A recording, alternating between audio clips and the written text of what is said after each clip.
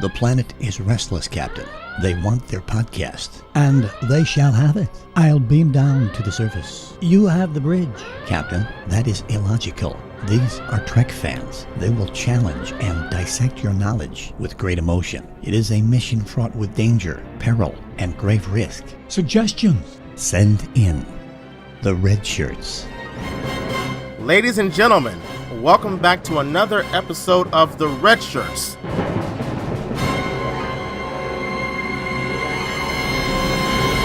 I want to thank you for beaming aboard the U.S.S. Internet.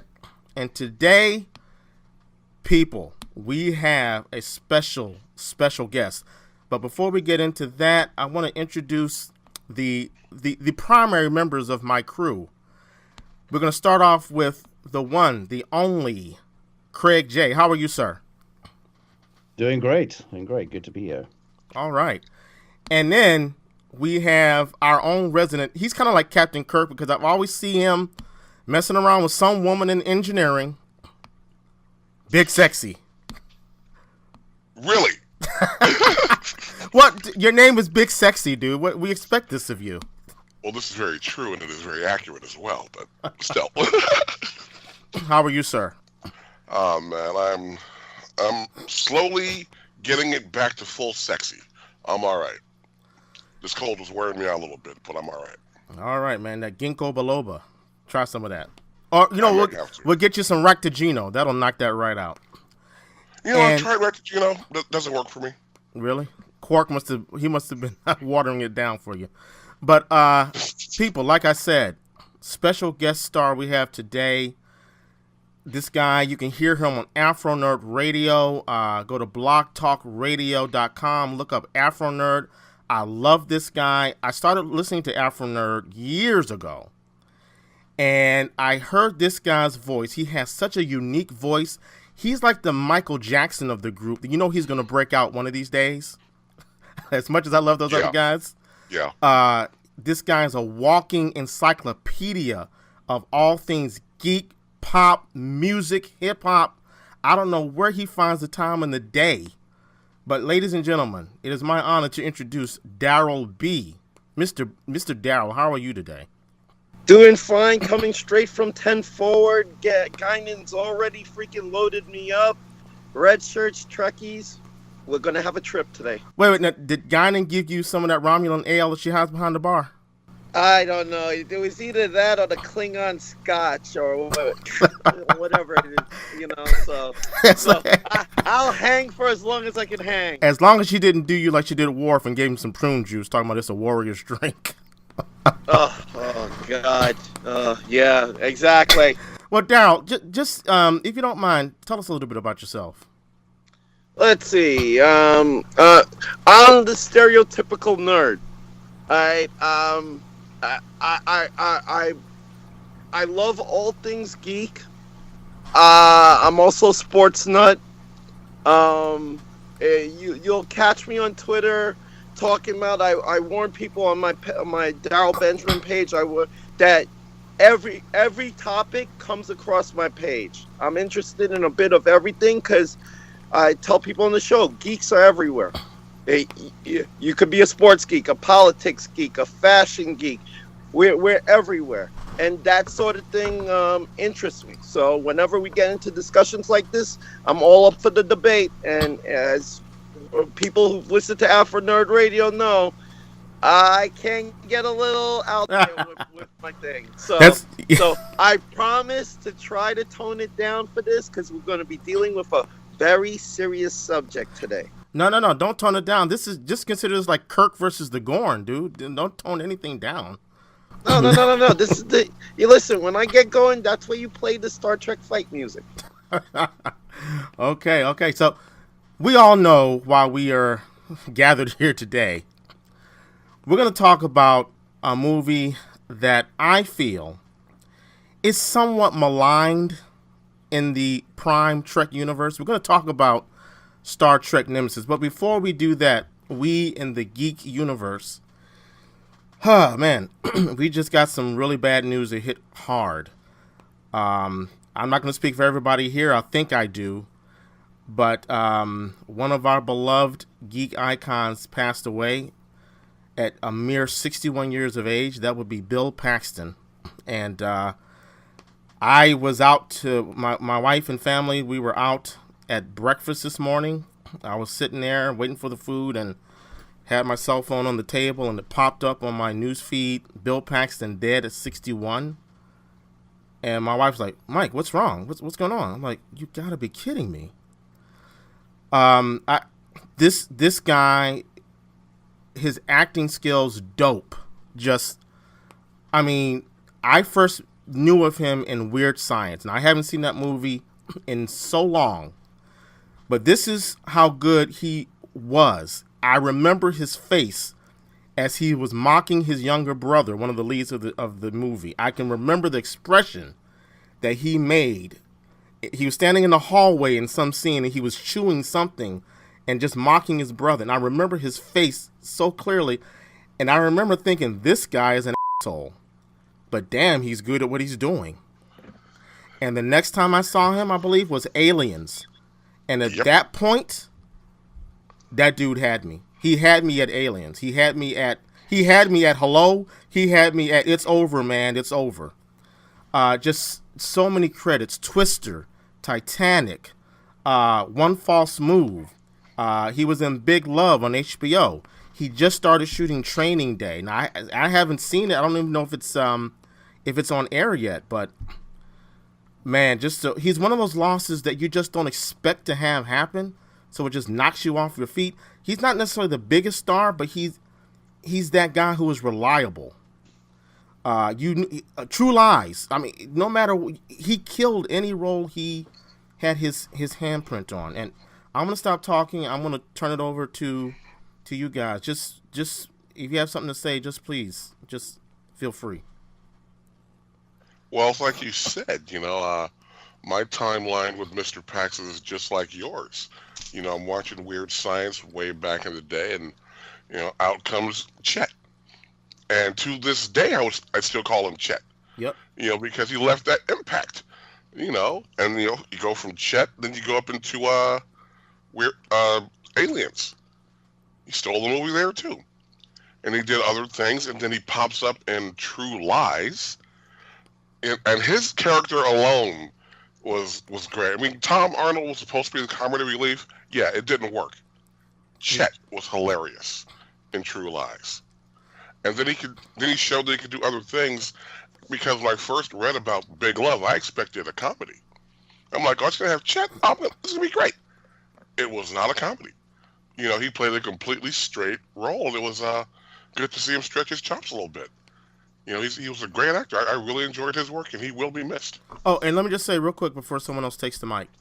How could I forget one of them? If you haven't seen this film by Sam Raimi, as soon as this podcast is over, stop what you're doing and go get this movie, A Simple Plan. I promise you will not be disappointed. A brilliant movie. Also stars Billy Bob Thornton. Excellent movie. This guy, this is where I saw this guy's range, because as Big Sexy just said, we saw him mostly in comedies or playing comedic actors. I personally didn't like True Lies that much. His scenes are what kept me in that game of that movie. Okay? Yes. Then you turn around and you see him do A Simple Plan. Unbelievable. Daryl, you were going to say something. Oh, I was going to say, Predator 2. He has the most iconic death in Predator 2, and to this day, whenever I see Predator 2 and the train scene where he for Miss Alonzo takes essentially gives up his life to save her, not knowing the Predator wasn't going to kill her anyway, but he just went in knowing, oh man, I'm screwed, but what the hell, I'm going to go in. There isn't a sci-fi franchise that Bill Paxton hasn't been a part of in some way. Hell, he's a Trekkie too. So and he was an actor's actor. Yes. In other words, it didn't matter how small or big the role was. He brought an air of professionalism and fun to whatever he did. And the best reaction I saw to this was just somebody just with froze a simple plan. The scene, I think it was the barn, just froze his face on there, and just 2 words: can't be. Rest in peace, Mr. Paxton. Craig, are you familiar with you're familiar with Bill Paxton's work, right?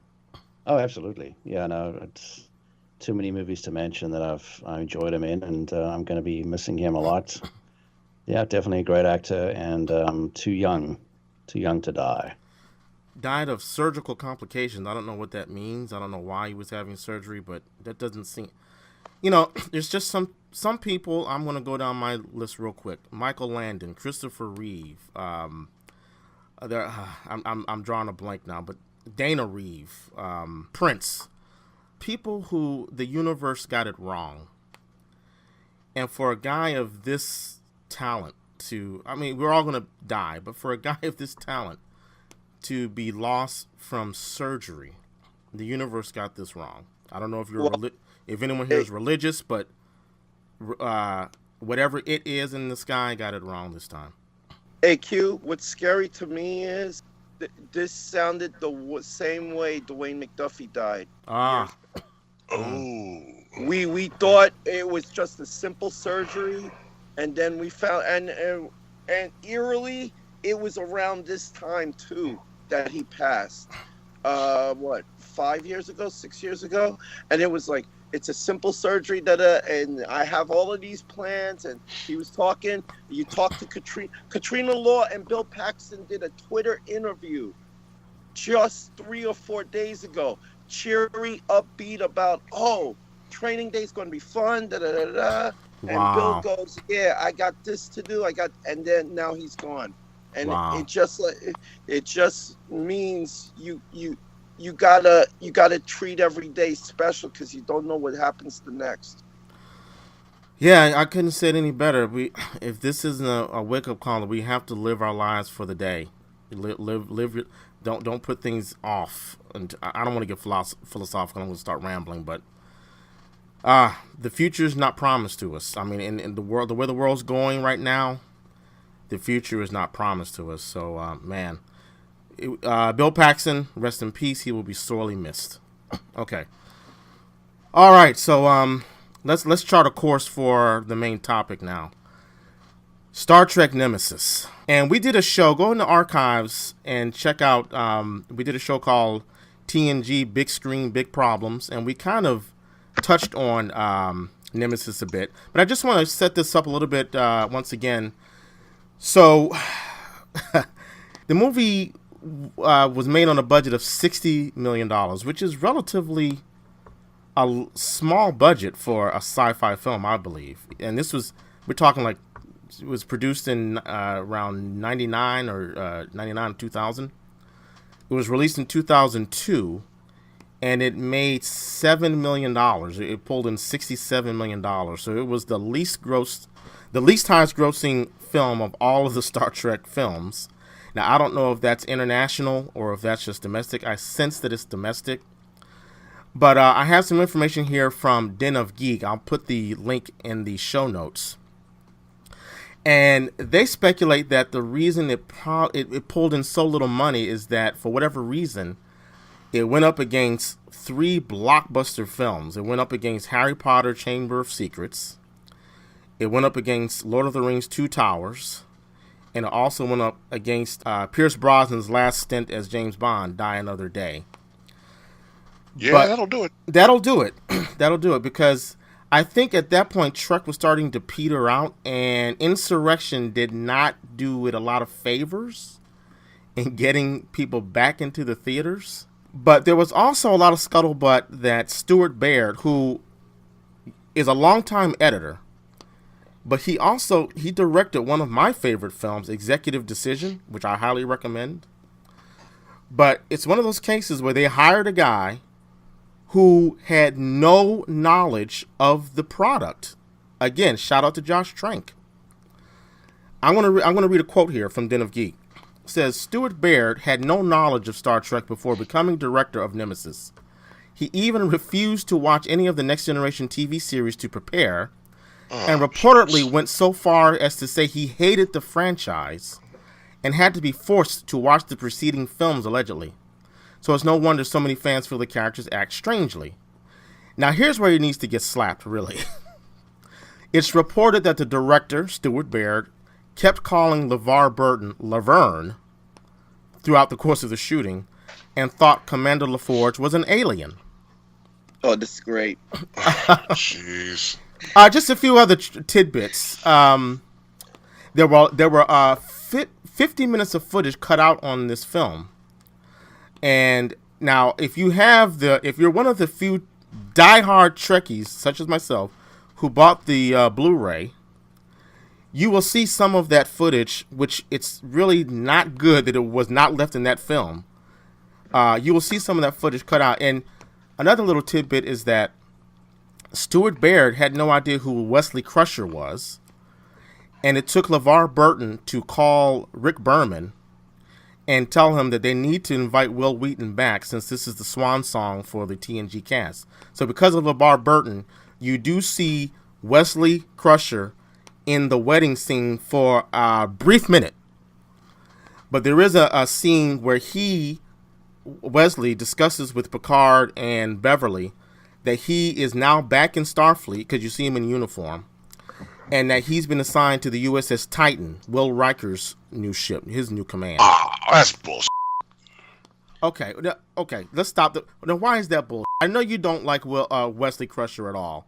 Let's look at Wesley Crusher's record here. Let's see. In the Academy, he did some bullshit. Got suspended for a year. Then he comes out of the Academy, and he quits.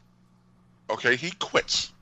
Runs off with the little time traveler guy, and now he comes back, and he's back in Starfleet. Get out of here, man! No, you don't get repeated chances at the Apple. You don't. Well, Mark, look at it as synergy. All right, it's synergy. Remember, now that Riker has become Picard on the Titan, Will Wheaton is the new Riker. Because remember, he started. When TNG started, Riker was the wild card. Well, if they ever continue Titan, I believe they did one novel about the Titan continuing on. He became essentially what Riker was.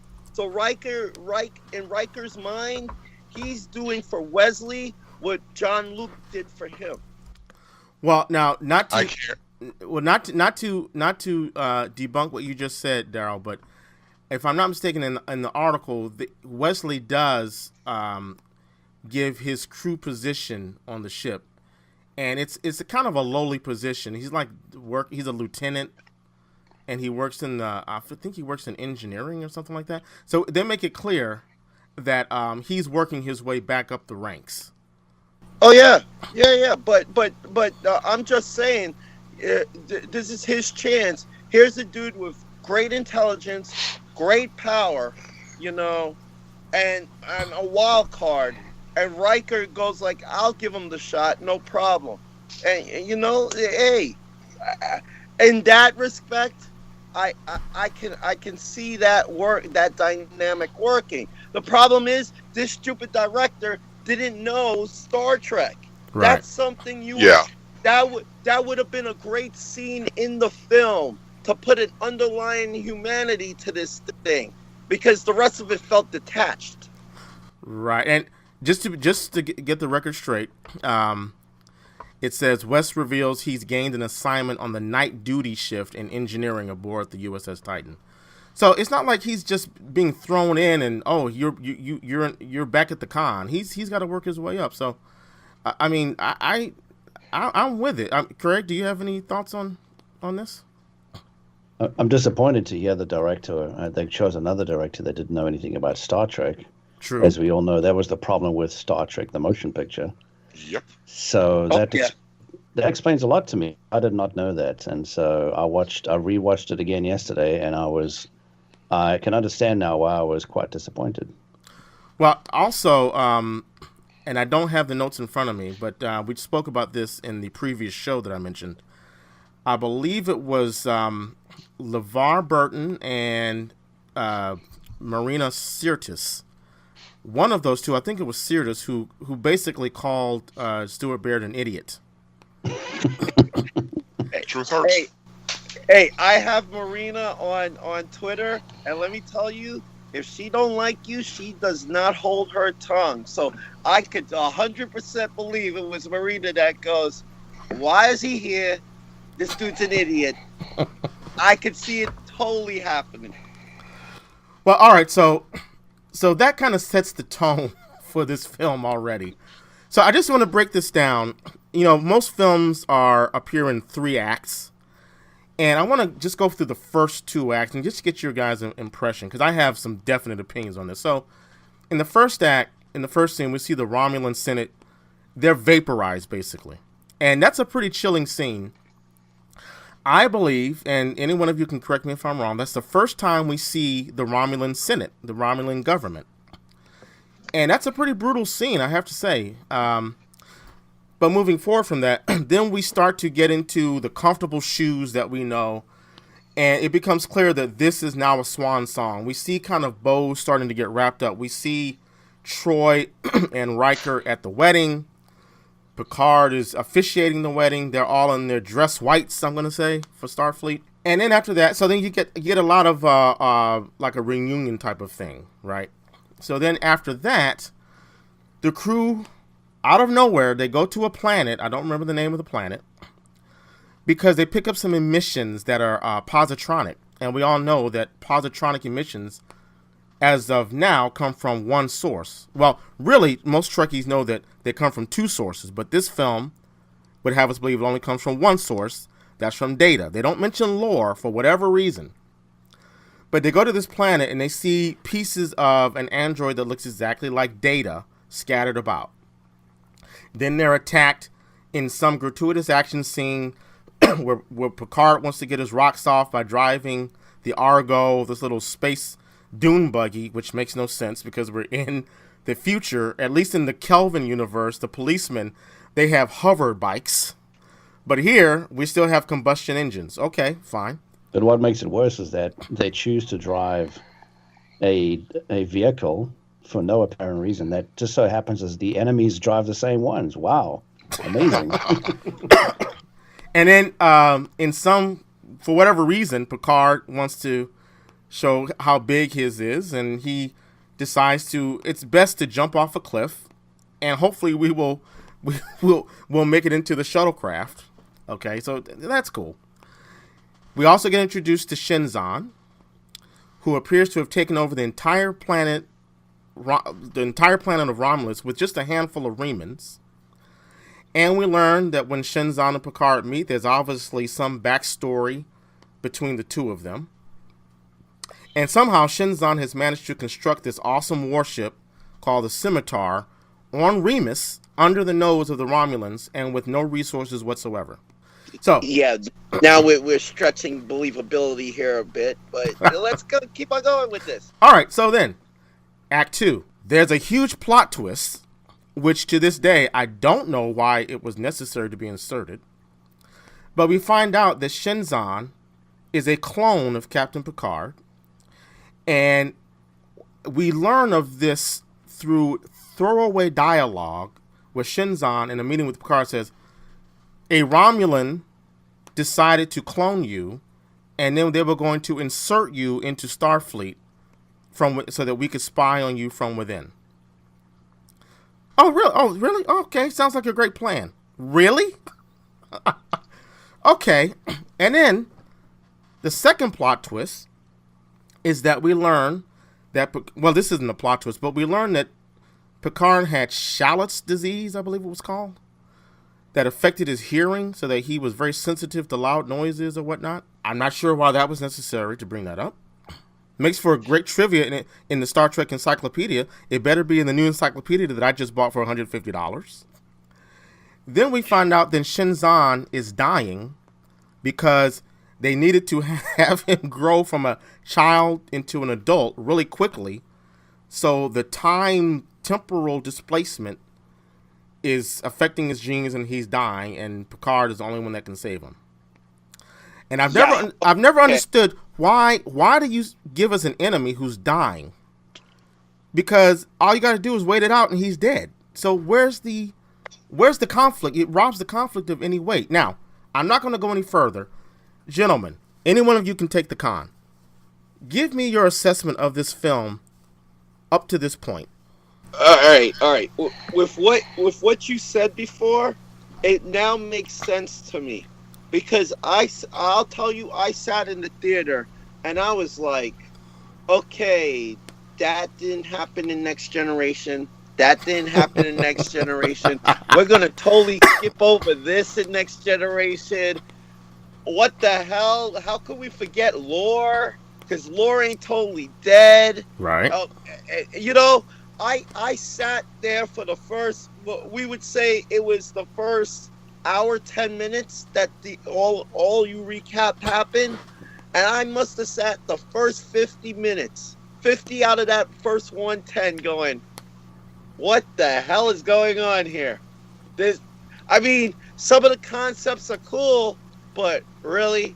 So I guess the Romulans have like fortune tellers that knew that Picard would become great one day. So we're going to just insert a faulty clone in his place now. And then 20 years down the line, we have somebody at the top of Starfleet. Really? That would be the greatest deep cover Manchurian candidate thing ever. And our president is Trump. But our president is Trump. Like I said, the Den of Geek article helps 12-year-old me, 13-year-old me, put this all in perspective now. Let's put it that way. Now, Craig, I want to come to you for a second. Does it make any sense that now, let me back up for a second. After Worf, Picard, and Data escaped the planet with the android remains, it's revealed in a quick shot that the enemy that was chasing them down in the gratuitous machismo action scene, that they were Remans. So I guess we're supposed to understand that the Remans placed the android remains on that planet in order to draw the Enterprise to the planet, so that then they could collect the android, and in a Times Arrow ripoff, by the way, collect the android, put them together, and then the android would be a spy. Now, does that sound logical to you? Is it not a little bit convoluted along the lines with what Daryl just pointed on? Yeah, it's very convoluted. And later on in the film, I got the sense that whole thing was just a setup, and they didn't really want to capture them, but they made it look good, so that they got away and reassembled whatever that android is. Well, just to be clear, the name of the android is B4. Very clever, B4, guys. Very clever. Yeah, very clever. But I wish they had actually delved into that storyline a bit and figured out who that android actually was. Yes, he was B4. He was before, right? Very clever. But what iteration was he? Where did they get him from, and so on? But was he constructed? Was he constructed by Noonien Singh?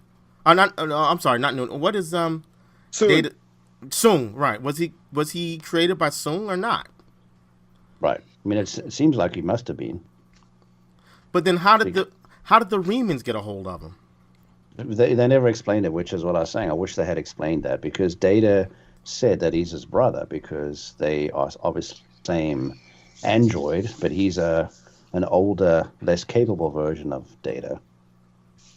They at least figured that out, but I wish they had explained that a little bit. That would have been really cool to figure that out. And just another point, real quick, Darryl, just another point of trivia. I remember clearly when this movie came out, because I was excited to see it due to how bad Insurrection was. I remember press material saying that the android's name was B9. That being a very clever pun on the word B9 as in nice or non-malignant. So I just wanted to point that out. Daryl, you were going to say something. Oh, well, here's the thing too. When it comes, and then I'm of the point that I said it there at the theater. So this Romulan craft came all the way in Federation space just to get the ancient android. Somehow they knew about it. Fly back to their own space to plant it on this. I wouldn't say pre-warp drive planet, and it's Colaris 3. Okay. That was the planet. To plant the remains there in hopes that the Enterprise one day flies close enough to the planet to catch these emissions to come check it out. This, again, like I said, hey, Mark, it's like that little maze and you're the mouse, but there's no exit here. This was just dumb. Well, it's like what your compatriot Afronerd said. It's a Rube Goldberg machine, where the golf ball has to hit this and it rolls down here and then it pops up that and it starts the toaster or whatever. Because if you remember now, his viceroy, whose name I don't remember, Shinzon's viceroy, has telepathic powers. So isn't it, I mean, this is just economy of storytelling. Isn't it enough that the Enterprise is being sent to the neutral zone because that's what Vice Admiral Janeway, she sends Picard and the Enterprise to the neutral zone to engage in talks with Shinzon. Well, economy of storytelling would say, well, if his viceroy has telepathic powers, which he uses to mind rape, forgive the term, Troy, why not just use those telepathic powers to control someone to give them the data that they need instead of this elaborate convoluted scheme to find an android, plant it on this planet that Picard will find? I mean, it doesn't, it really doesn't make any sense at all. That's where it goes right into Insurrectionville. You know, where okay, this was the plan. Really? This all of this was the plan? We're going from A to Q to Z? Yeah. No. There had to be less steps here. So what we're saying basically is that the only reason to have B4 in this story, 3 plot points. 1, get him on the Enterprise so that there's some element that's going to transmit data to Shinzon so he knows the Enterprise's tactics or tactical operation. So that's the one reason that they put B4 in the screenplay. The second reason is so that when Picard is captured, as we should have seen coming, Data is going to impersonate B4 and get onto Shinzon's ship to save Picard, which he does. The third reason is to keep Brent Spiner working in case there are more films. Now, I have no problem with setting up for for future films. As a matter of fact, the Den of Geek article, they go into a whole thing of what was going to happen next if Star Trek 11 were to be made. But to me, you gotta have better writing on a screenplay. And if I'm not mistaken, John Logan wrote this, and he is a diehard Trekkie. So I don't know who was in command of the ship over there, but the first 2 acts are just sloppy, throw everything against the wall. We gotta get from point A to point Z, and it doesn't matter if it makes any sense or not. I mean, does anyone else have anything else they want to say about this? I mean, am I wrong? Someone help me out here.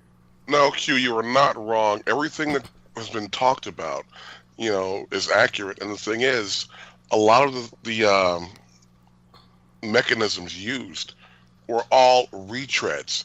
Like you said, they stole from Time's Arrow. They stole from the data lore. And no. And anytime you have a director in any genre of film who has stones to come in and say, I don't need the source material. I'm not going to read what happened. I'm going to do this my way. We have a problem. Hi, so Snack Snyder. Say that again. Say that again, Daryl. Hi, Snack Snyder. Right there with Superman. Yeah, I didn't read the source material. Let's go, right? Yeah. Oh, Mark hit it on the head. But Daryl, see, Zack Snyder's Superman is the Superman that we need for today. Don't you know that? You didn't get the memo? I didn't Really? Hey, you want me to go all clear on this? We'll avoid going all clear on this. Just so everyone knows, he's referring to one of his co-hosts on the Grindhouse on Saturdays, by the way, at 6:30. Claire Lene, who was on the West Coast, she's one of the co-hosts, and she goes in. Okay, she definitely goes in. Hello, Claire. But yeah, it's just really sad, to your point, when you bring people on that don't study the source material. When you have a property as mythological and as storied, this thing has been around since 1966. There's no way in the world you have to approach this like you are doing a movie about George Washington or Martin Luther King, or I mean, you know what I'm saying? This is part of American pop culture. I mean, it's almost global pop culture now. So to give it short shrift like that, because let me ask you this question: I would say TNG, as far as I'm concerned, they earned their place right along the original series with Kirk, Spock, and Bones. Picard, Riker, and Data, although they didn't translate well to the screen as far as I'm concerned, they earned their place and they deserve to get the same, what I want to say, iconography as reverence. That's the word, as Kirk, Spock, and Bones. Anyone disagree with me? No, I don't disagree. No, I don't disagree with that. Yeah, but the problem is, you see, where the first Star Trek, the original series, that was a straight up Western cowboy flick in space. What directors didn't get was the next generation that was treated as outcasts becoming a family, and the family bonds are there throughout. That crew stayed together through thick and thin. All right? Mm-hmm. That's A. And B, they made some of the best warrior races in the universe into I'm sorry for saying it like that. These are the Romulans. We saw some of the stuff they were capable of on the show. Mm-hmm. And in this movie, you punked them. They punked the Klingons in the movie. I was like, these are some great warrior races that I want to see. You know, I want to see how badass they could be, and a bunch of clones take them out. Say what? What? What? With no fight back? Oh, you just destroyed our government? Okay, you rule. No fight back at all. So, Daryl, what you're saying is, all it takes is a little Thalaron radiation. You take out the Senate, and the whole planet is conquered? That didn't make sense to you? Yeah, not at all. Hey, if we're going to call a spade before we get into the third act, I was sitting down there like, Romulus is one of those places, it's kill or be killed. And the thing that made them threatening is they had that along with the Vulcan intellect. So essentially, they were the version of the Dominators over at DC. You know, smart aliens that were ruthless. And they get taken out and humbled in the first 10 minutes of this. Really. Just really. Listen, Daryl, listen. I will say this. I'm going to make this proclamation right here. My favorite TNG episode, The Defector. You know the episode I'm talking about? The Defector. Oh, yes. James Sloyan. He plays Admiral Jirac. Some of the brilliant acting. And that episode showed you how clever, how diabolical the Romulan government can be. And we've seen, I mean, you got your Klingons, you got your Cardassians, but the Romulans, they will go in on you. We saw it every time you saw the Romulans. Big Sexy, what was the episode where they try to find that artifact when Picard and Riker go on the ship as mercenaries, and they find that artifact? Gambit. The Romulans aren't playing around. And I'm like, wait a minute. All it did, you got a handful of Remans, and it takes out the entire Senate. Well, what about, are there any wars? Do they all just lay down their arms? What the hell? And right away too. That's the thing. They declawed the Romulans here. That's one of the biggest crimes of this movie.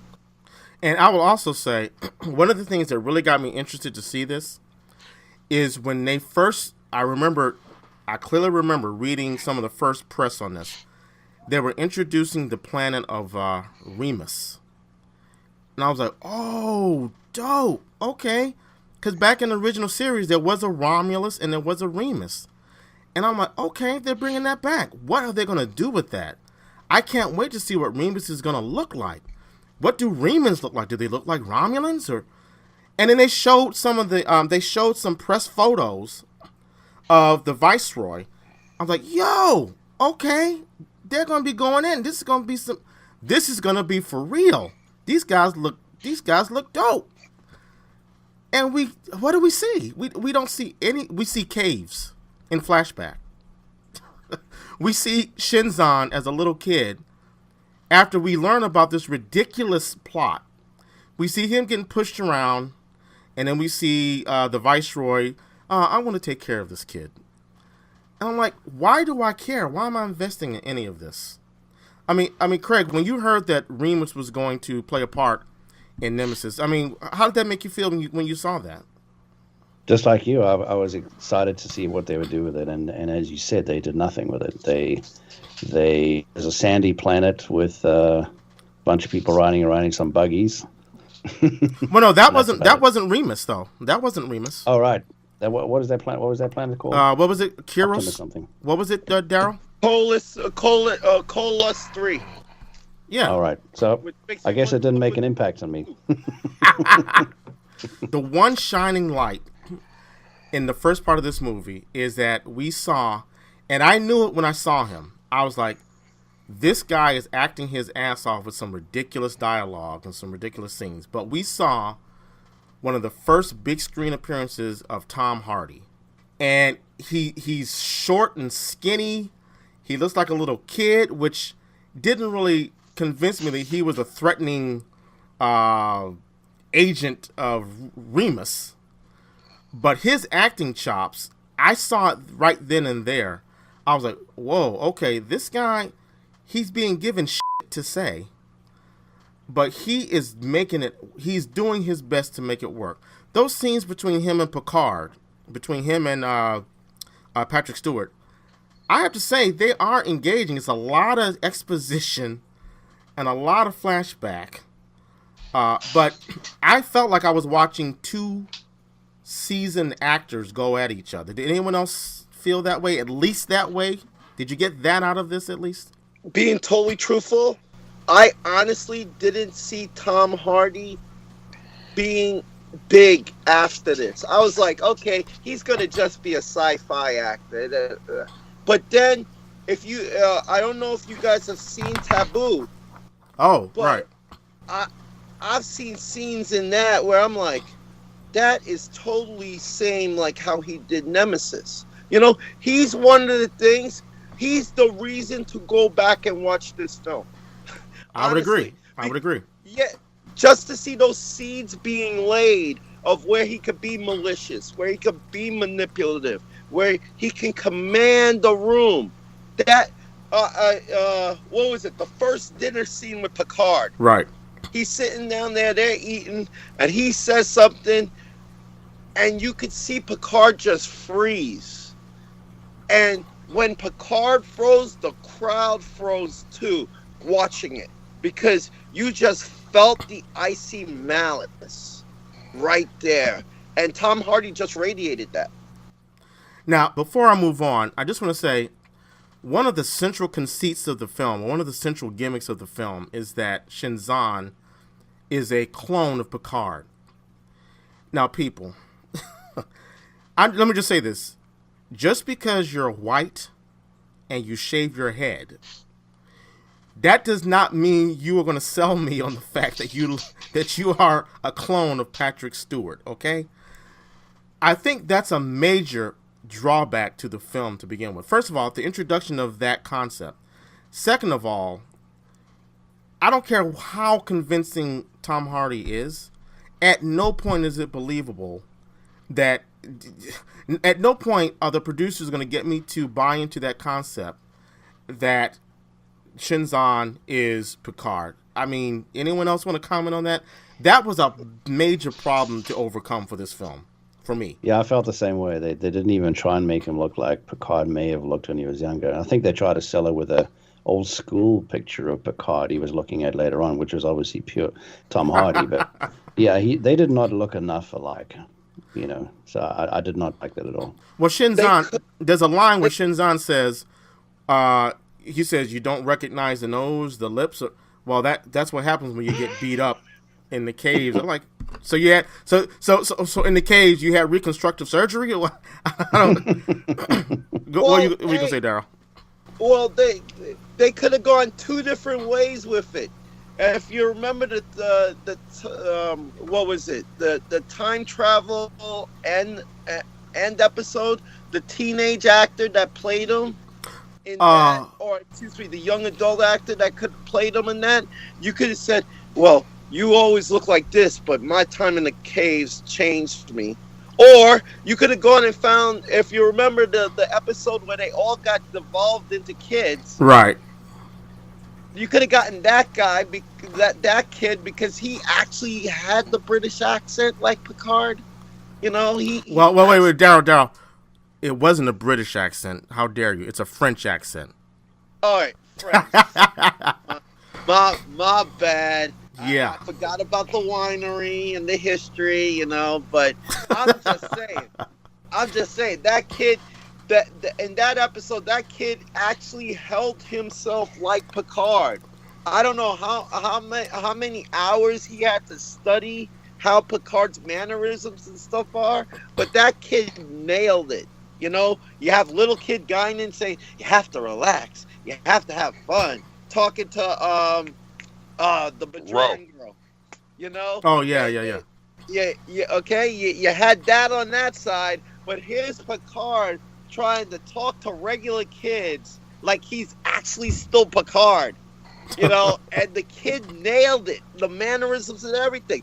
That's the one thing Hardy didn't do here. He didn't have Picard mannerisms, you know. I could stretch believability that, oh, he's the younger Picard clone with Romulan genes and whatever, but to make him be Picard or to be the dark side of Picard, he had to have Picard mannerisms, and he just didn't have it. You were talking about the where we see I forget the name of that episode, but it's the one where they reveal that Picard was stabbed in the heart by a Nausicaan, so he has a fake heart. Tapestry. Yes. Tapestry. I believe, now I could be wrong, any one of you Trekkies listening, please correct me if I'm wrong. I believe that was the same actor who played in one of the best TNG episodes called Inner Light, where he played, this actor played Picard's son. Yes. But and that actor is actually Patrick Stewart's son, and I believe he's done Shakespeare. So I would like to think that he was in the audition room, and if he was, that means Hardy must have blown them away, because then you solve that problem. You get someone, if you get people like us saying he doesn't look anything like Picard, then the producers say, hey, that was Patrick Stewart's son, get out of here, right? Or even better, you don't introduce that concept that he's a clone. It's not. If you take that out of the film, what do you lose? Does the story not go forward? You could just have said, oh, we had a program, we had human DNA, and we had a program to insert our own sleeper agents in, and, you know, say it like that, but don't say, I'm the direct clone of you, and your genes are going to help me live. I'm like, that is so far freaking fetched. Yeah. But you could also just say, big universe. You could just say, I'm a Reman, I'm badass, I'm going to take over the Federation. Simple. I mean, look at who's the best villain of Star Trek, arguably. That'd be Khan. Well, okay, Borg, even better. They don't have these convoluted machinations about why they're doing this, or this is the dark side. They just, look, we're going to come in and wreck up. That's all you need. But you know what? I think they were trying to create a situation where Picard sees that that's him and he doesn't want to kill himself, right? I'm sure they were trying to add that element in there. I don't think it worked very well No. because they didn't really play it. But I think that was probably the original that they did, was so they could create that conflict within himself. But they didn't. But there's no conflict there because Picard wouldn't have had that type of torn loyalty. He'd have done his ass in. Because it wasn't him. Craig, you're mounting a good defense, and I agree. It's just they don't play that off in the film, and plus, Picard. Same with Kirk. Same with Janeway. They will not happily, but they will readily destroy that ship if it means protecting the Federation. So, the fact that he was afraid to kill himself, while they may have tried to bring that forth in the film, which I think you have a good point, it still doesn't make sense because Picard is not, he will set, any of those starship captains, they will set that self-destruct if it means we got to save some people. I mean, the one scene that was pretty gripping was when they get ready to go into battle with the scimitar, Picard, when they're in the ready room, not the ready room, the conference room, he says, our first priority is that ship must not make it to Earth. Do you understand what I'm saying by that? And they all look at him like, damn, okay. In this moment, we are all red shirts. The one thing I was happy about is that at least they made the ship self-destruct sequence much harder to guess this time, right? If you remember, yes, when they crashed the original Enterprise, it was like 1A. It's like, really? That's the self-destruct sequence? And I thought say that out loud. Spaceballs. They looked at Spaceballs and they got inspired. What is your lock? 1, 2, 3, 4, 5. Your code is 1, 2, 3, 4, 5. Yeah. That's where they got that one from. Well, Craig, when Picard's sitting in the captain's chair and he sets the self-destruct, I thought of you. When that you did? I did. I was like, well, we won't have Craig complaining about that. Yeah, much more difficult to guess. Although they only did, he could do it with only himself, right? That was a bit of a slip. When they did it, it was 3 people. So yeah, you need. I mean, even in any of the movies about in the 20th and 21st century, you need 2 people to launch the missiles. So right. Okay, now. So having said all that, we're gonna move into Act 3. Dun, dun, dun, Here we go. Anyway, okay, listen. The title of this episode is Stop the Hate. Why is it called Stop the Hate? Because despite everything we've said, despite everything I've said, I am tired of people shitting on this movie. Because there are some things about this movie in the 3rd act that make me say, okay, you are forgiven. What am I talking about? There are things in the 3rd act that make me say this movie is far better than Insurrection. That's not saying much. Oh, well, damn, you just took away my drama, man. Damn, okay. I'm sorry, Q. I was about to beam in and save the day. You're like, okay, he's here, so what?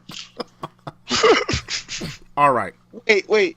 Let him make his case. Because like you brought up before, Mark, it had a ways to go to get to the motion picture. All right, so Q, make your case. Okay, there's still some bullshit in the 3rd act, like Picard fighting Shinzon, and all of a sudden he just grabs this rod, cracks it off, and Shinzon impales himself. That was some bullshit. Okay, but the 3rd act of this movie. All out action. Balls out action. I got to see 2 Romulan warbirds mixing it up with the Federation, with the Starship Enterprise. I got to see a Romulan captain on screen saying, Captain Picard, can we lend assistance? I was like, yo, okay, we about to mix it up. I got to see the main viewer get blown the up and I saw bodies going out into space, that made it real. I saw the Enterprise. Picard was on his Kirk. He was like, F this, you are not getting to my planet. Geordi, impulse engines, please. Captain, that's a command. That's an order. He smashes the Enterprise into the scimitar. I'm like, yo! Oh, I'm sorry, that was dumb.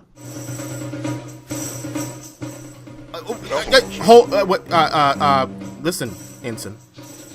Uh-oh. So, Picard started full an impulse engine. So instead of Shinzon saying, full reverse, he's like, oh, starboard. Big mistake. Dumb. Come on. The guy full was reverse. You could have got back. You could have reversed quickly and got out of there, but no. But he sticks around. Especially since the Enterprise did not do any damage to the Shinzon engines. Yeah. Hey, wait a minute. I love a good game of chicken. Being ex-military, I've won quite a few games of chicken. I also know there's a way to turn back, or hey, here's the ideal thing: turn left. But these right. Wait a minute. But how long have you guys been watching Star Trek? You know these ships can't move like that on a whim. So Shinzon is sitting over there. Oh, I'm dying. And before he realizes it, Picard is on his ass. That was a weak scene in my opinion, because Shinzon could have just gone backwards. See my point there? He could have gone backwards, but I'm saying he was caught off guard. It's like if a car is behind you and you see him coming up on you, your reaction time, are you going to pull forward so that he doesn't hit you?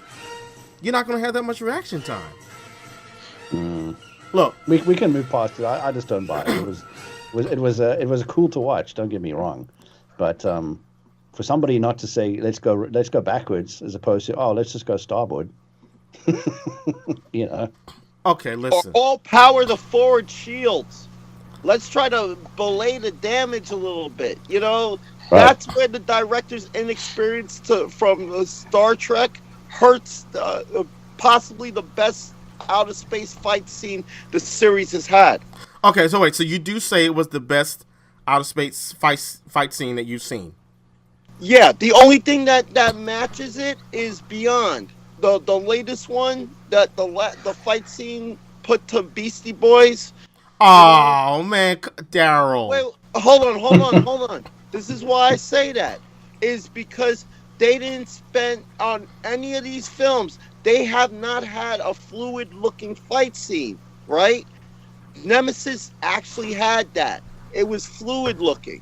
It looked like an actual aerial dogfight. Usually, that stuff is saved for the other side of the pond. With Star Wars, where they have, my God, look at these aerial dogfights. Nemesis was the first Star Trek movie to actually have a good to great version of that. I mean, the only time we as Star Trek fans saw something close was when Riker pulled off his maneuver against the Borg, and they separated the sections, and they at the same time they went in and got Picard back. That's the only other time that Star Trek had it before this. Well, I would say the opening dogfight with in First Contact was pretty badass too. I would say that, but it didn't last long enough. This is that's it. You remember the scene, right? Yeah, right before they go back to Earth. Yeah. Right. Yeah. Okay, but let me just finish here. Listen. Other parts of this that I think make up for all of the bullshit we saw in the first two acts, and you guys can clown me if you like, okay? I am Starfleet do or die, right? So when Riker and Picard meet in his ready room, and it's the last time these two are gonna be together. Well, that we're gonna see them together. And they banter a little bit. They chat a little bit. Picard steps from behind his desk, comes around. And what does Picard say? He says, listen, if you get a first officer who won't allow you to go on away missions. Tell them to go to hell or whatever. And Riker says, believe me, I will. I plan to. And then there's a pause, and Riker says, serving with you has been an honor. I choke up every time I see that. And the only thing I regret is that I wanted more of that. Because these dudes have been through it for 7 years. I think it was 7 years on the series. If we're looking real time. And 10 years on screen, I believe? Yeah. 10, 12, yeah. So that moment, literally, that was one of, I hate to say it, but the dogfight, the smashing into the scimitar, the smashing of the view screen, and then you see, after that battle, and you see these people saying, okay, we do or die. This is TNG, this is our swan song. We may have f***ed up the first 2 acts, but we are going to go out like G's on the end, at the end here. And they succeed, and then to see Riker hold Picard in such esteem, and you know Riker's going to go on to some great things on the Titan. To me, all of that makes this movie worth watching. It makes it worth putting up with all of the crap, and it redeems itself. I mean, come on. And then for the true Trekkies out there, if you have the DVD or the Blu-ray and you look at those deleted scenes, it touches your heart. There's a scene where Riker tells the new first officer to Picard, and you look at this guy and you're like, dude, I've been with Riker for 7 years. You don't stand a chance. And he says, he tells the first officer in the scene, he says, the captain, he prefers, he likes it when you're a little bit casual. So you can refer to him as Jean-Luc. And he does it, and Picard he said he calls the captain Jean-Luc. Worf starts laughing, Geordi starts laughing, and Picard just turns around like, motherfucker, what? And then I didn't know we were like that. What? I didn't know we were like that. Oh, we're on a first name basis now. Oh, you got your own ship. Okay. No, see, Picard, people want to call him a bureaucrat and an administrator. I'm talking to you, Craig. I'm sorry, Craig. But Picard could look at you and freeze you. Do you remember in one episode, I can't remember the episode it was, I think it was the episode where Worf was being asked to donate his blood to a Romulan to save the Romulan's life, and he refused to. And Picard calls him into his ready room, and he says something to Worf. I can't remember. Picard says, do you respect me, or something like that, or I hope you've enjoyed serving under me. And Worf says, I have no reason to complain, Captain. And it was a nice moment, but Picard's like, oh, Mr. Worf, even if you had reason to complain, you would not. And Worf, who towers over Picard, is like, yes, sir. So Picard was no joke. And when he looked at the first officer, he froze that dude, okay? And then you see, then you have the scene where Picard sits down, and the first officer says, Captain, I think you'll enjoy this feature if you push that button there. He pushes the button, and these seatbelts come out. That's been an ongoing in-joke with Trekkies for years. Now, I think you saw seatbelts. Daryl, correct me if I'm wrong. Craig, correct me if I'm wrong. I think you see seatbelts in Star Trek 3, Search for Spock, right before the captain. I don't know the character's name, but it's James B. Sicking. He's in the newly formed Excelsior, and they're going to test out the transwarp drive. They're going to go get Kirk to bring him back because he's going to go get Spock.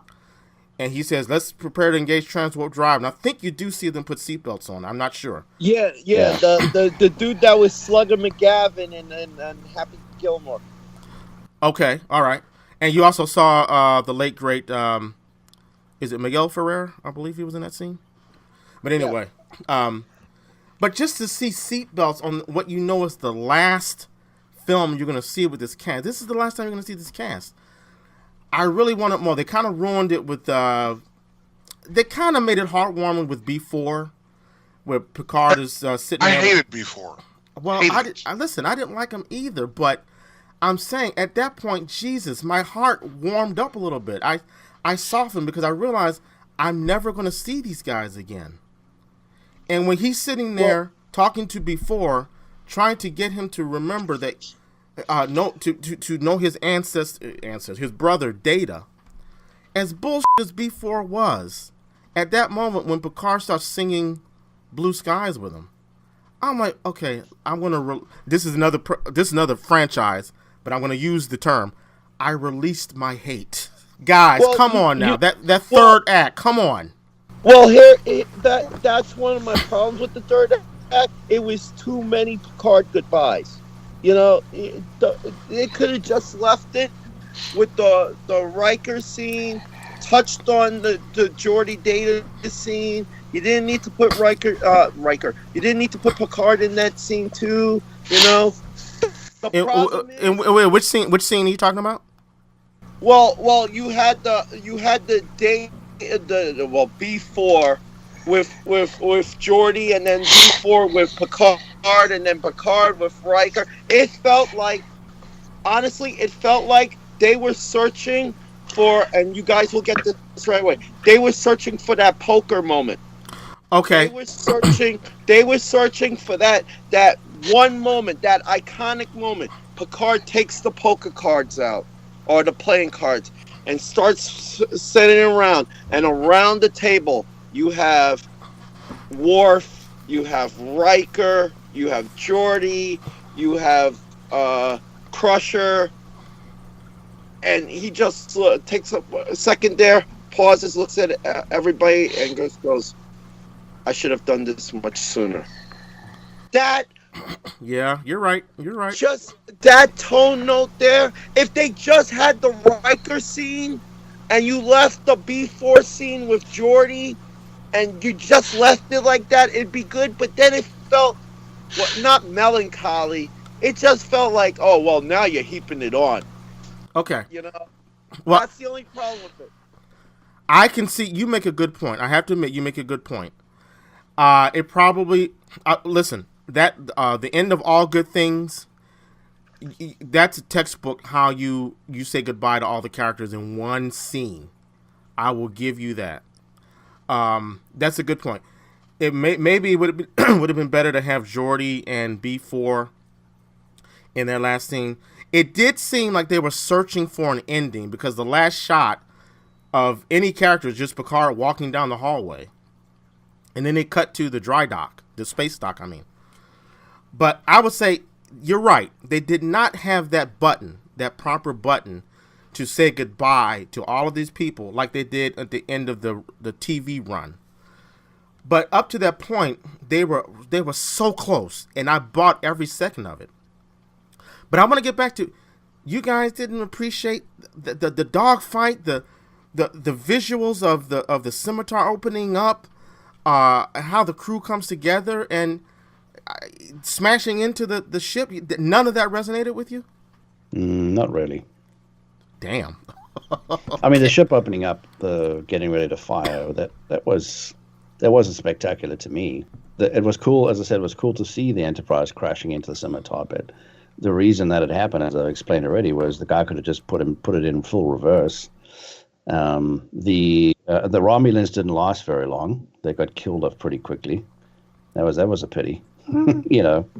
So yeah. Shooting out the viewer screen, or the fact that there was a window there. That's a little bit strange to have a window there. That wasn't a window. I didn't see that as a window. Really? If it cracks open and it's all glass and you get sucked up into the cold vacuum of space, I call it a window, dude. Wait a minute. I didn't see any. I gotta go look at the scene again. I've seen this movie 3 times. I don't remember seeing any glass crack. I remember just it was exploded, and it could have been a bulkhead on the other side, and that's what sucked everyone. It was just the blowing up of bulkhead. They had the screen's monitor components behind it. I didn't see any glass breaking. Well, hey, but on the explosion, you do see some glass. Well, watch it again. But I get Craig's point there. It goes like, hey, we're getting ready to fire phasers and torpedoes and possibly ram this ship, I would have already had the protective thing down and just go, okay, we'll do computer imaging from inside. It's one of the things, being military and being a nerd at the same time. I was a big Robotech freak. I love Robotech. It's the only sci-fi franchise as close to Star Trek in my heart that I could say, and I could tell you every episode. I'm like, well, why don't you just shoot that little tower there in the battleship? Why? That takes out the whole command structure right there, the ship. Then they're easy prey. Every show, that would be. Me sitting 6-year-old, 7-year-old me, like, just take off that part where they are looking at the action. Well, here, hey, they did it to the Enterprise, and the Enterprise had the protective thing to come down. Not until like 3, 4, 5 people get sucked out into space, though. That's the problem. But how? So you're saying that the emergency shields didn't go up fast enough? It didn't go up fast enough. It reacted, but if you're going into a do or die battle situation, I think you would already have that shield down. Okay, well, so what about dramatic structure where you have to have some people die to show that there are consequences? Well, I did say we were all red shirts at that moment, so I mean, all right. What the hell? Listen. Hey, today we are all going to die, but let's die well. I think that's the Viking line, and me being a brother, it's natural to go, what does he mean we're all going to die well? I don't want to die well. Wait, is there another option here? Or what was it? Was it Cisco? No, it was Finn and Supergirl. I'm not the red shirt. I'm not the red shirt. Well, okay. This is a tough crowd. All right, what did you think of? Because to me, that whole scene is just building. And then you got to the part where Data sacrifices himself. He launches himself into space. The music swells. He gets onto the scimitar, and then he does what he needs to do. How did that play with you guys? For me, I think that was a touching moment where he sacrificed himself, for sure. That was true drama and sadness there. That Data killed himself to save the ship. We're gonna journey into insane fan theory, but you follow me on this, right? All right. He does that right by the warp drive, and it explodes, right? So my theory to always try to redeem the movie was that's where he turns into before. The explosion actually sends his parts back. All right. Wait, back in time, you say? Yeah. When a warp drive explodes, it affects space and time. Now, it's not just an explosion, but it actually rips a hole. Remember, the Traveler explained that once. Okay. So I always had the insane theory to borrow from the San Francisco storyline in Next Generation that explosion sent Data's head and his parts damaged back, aged them back, went back to where the scimitar first found it to begin this cockamamie scheme,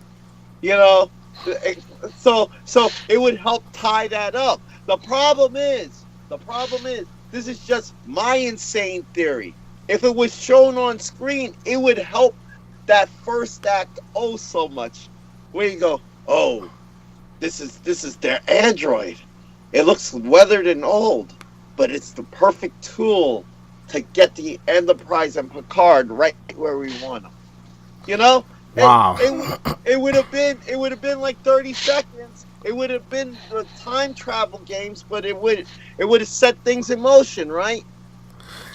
Again, like I said, my own insane theory. It was a valiant death. It was a valiant, giving yourself up for the crew, he knew that was it. But me, as a comic nerd and stuff like that, I want the continuity, and I thought that would have been a great twist. But just don't call me M. Night.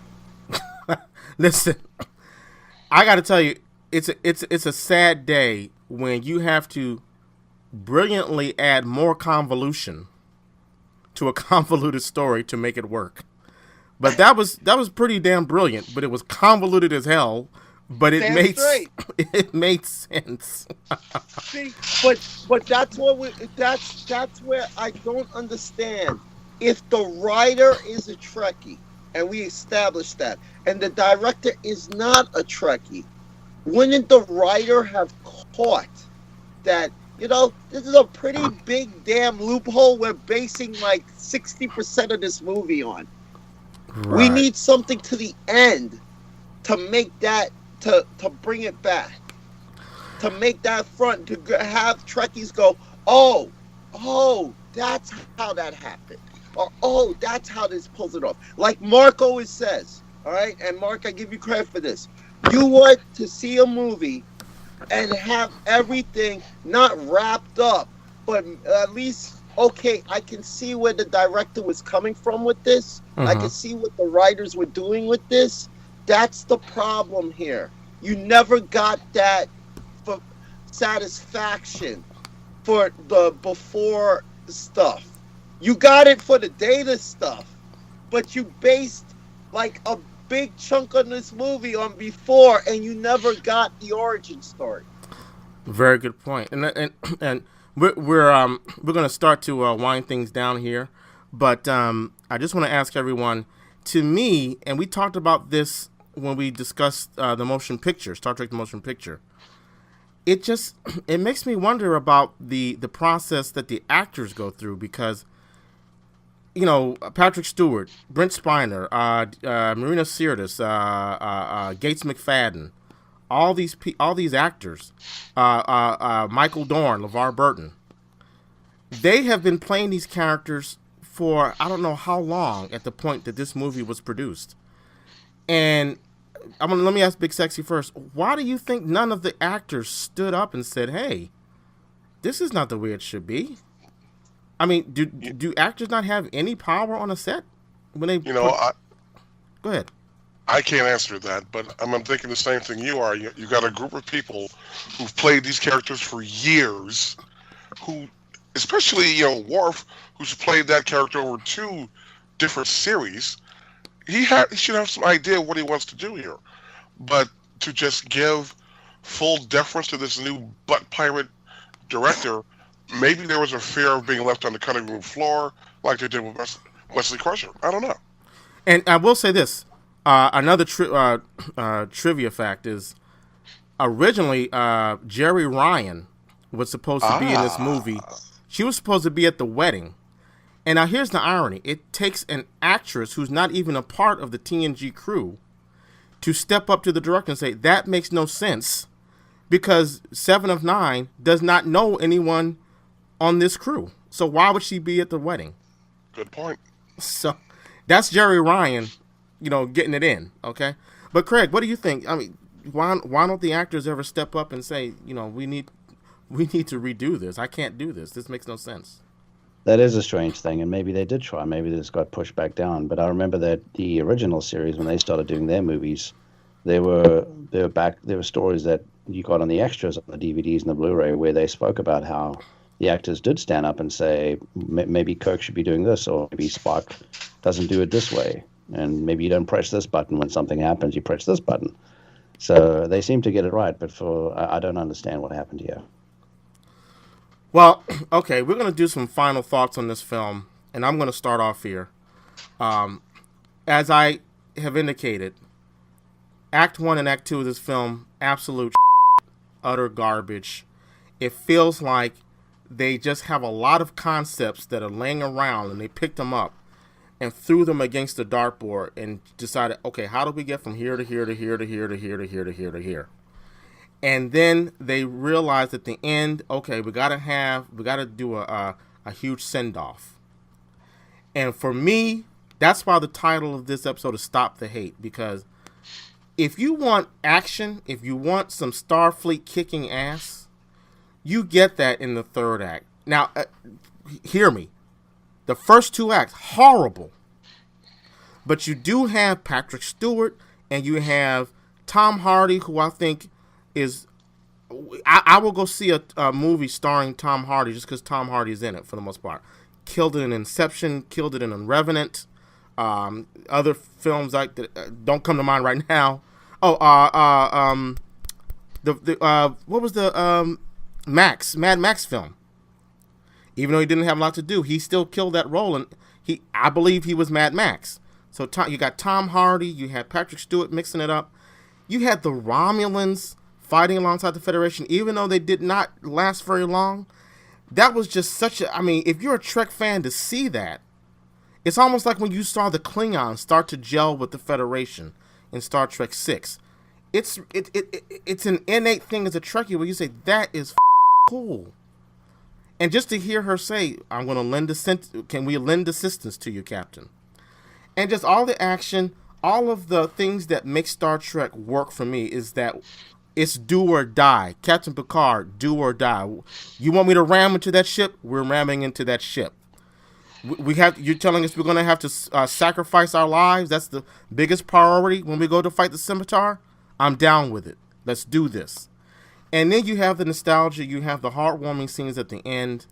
I mean, I just don't see how we can have as much hate for this film. How we can't recognize that, at least at that part, they gave us what any Star Trek fan would want to see in any Star Trek film. So that's why I say stop the hate. Give the film its due where it delivers. Hate on all the other stuff, but give the film its due where it delivers, and it does deliver. You compare this to Insurrection, no question. No question. That last act blows away anything Insurrection showed me. So we got to stop the hate, people. All right, Big Sexy, floor is yours. You do make a compelling argument because the third act does have some redemption there. See what I did there? Redemption. Well, TNG humor. One of my favorite episodes. 2-parters.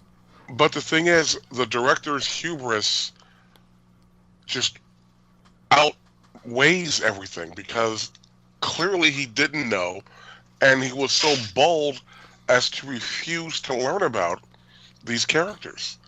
You know, he got away with some action, which was great, but you still don't know who you're dealing with here. You know, and I'm not a Wesley Crusher fan, never have been, never will be, but to have him come on, shoot his scenes, and then leave him out, just have him stand there? Come on, man. That's weak. That's weak.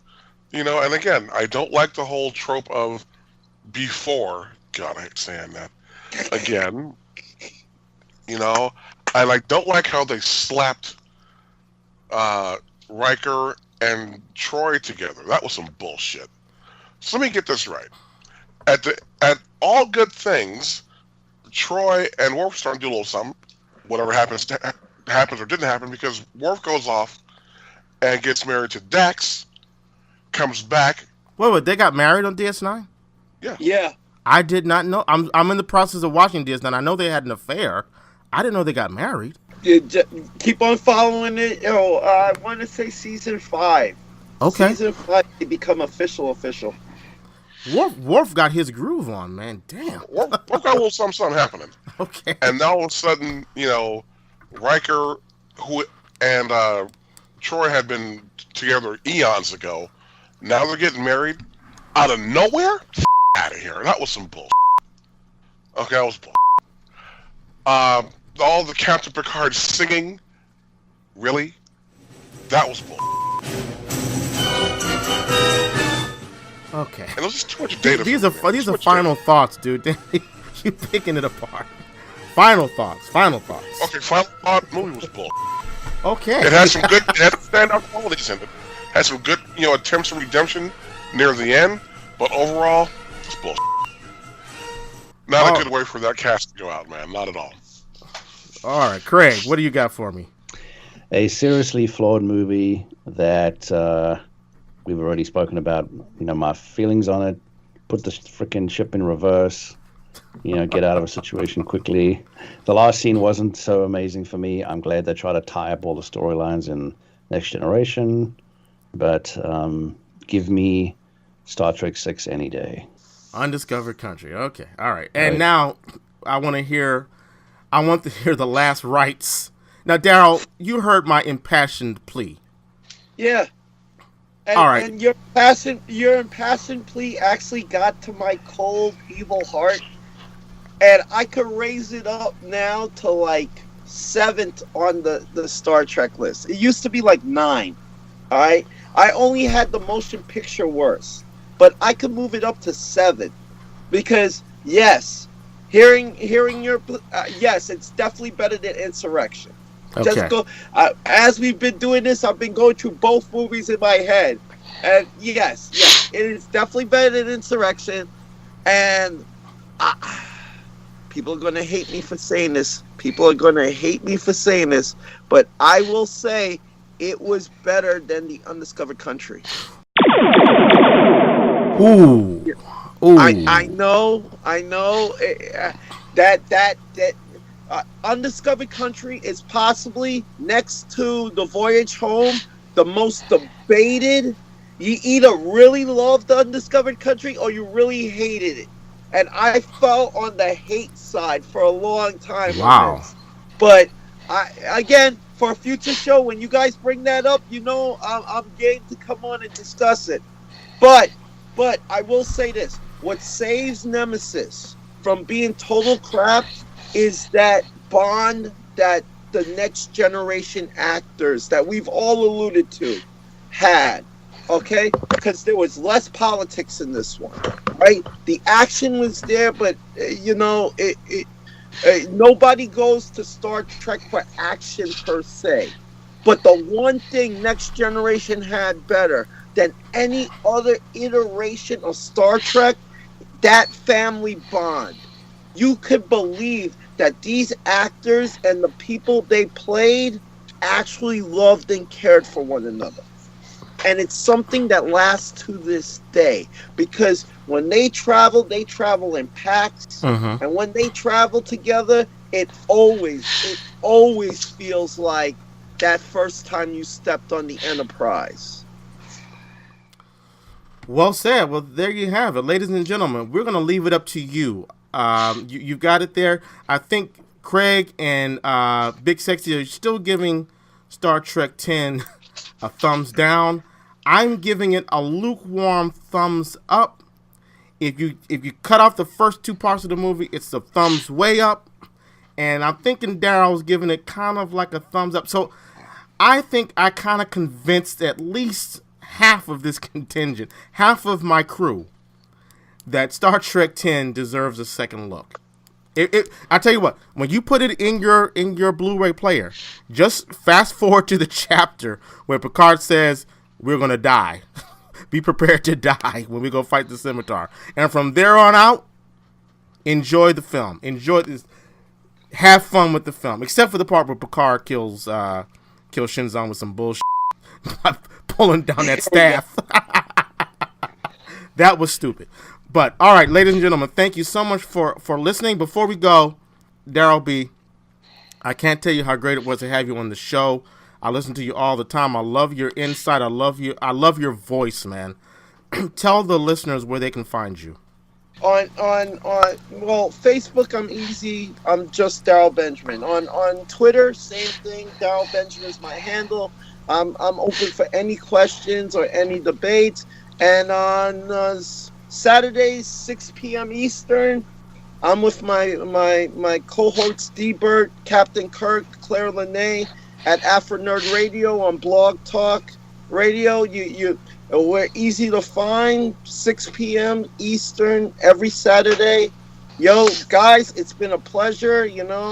I'll spend some time in this holodeck again.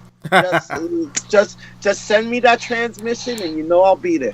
And if you're good, we'll get some time for you over on Risa, and we'll have Quark set up a holo suite for you. You know how he get down.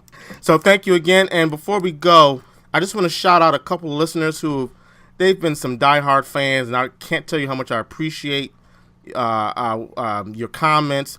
I want to shout out Stephen Bates, and I want to shout out Dallas. I hope I'm pronouncing this right. Cassavant.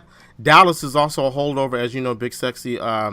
He holds it down for us on Podcast Juice as well. What's up, Dallas? You know, there you recognize go. His name, man. One of us. There you go. He moved over from Podcast Juice to followed us to the Red Shirt. So unless there's anything else to be said, we're gonna beam out. Any last words? Still sucked. All right. Craig, get the brig ready. I can't stand insubordination. Later, folks.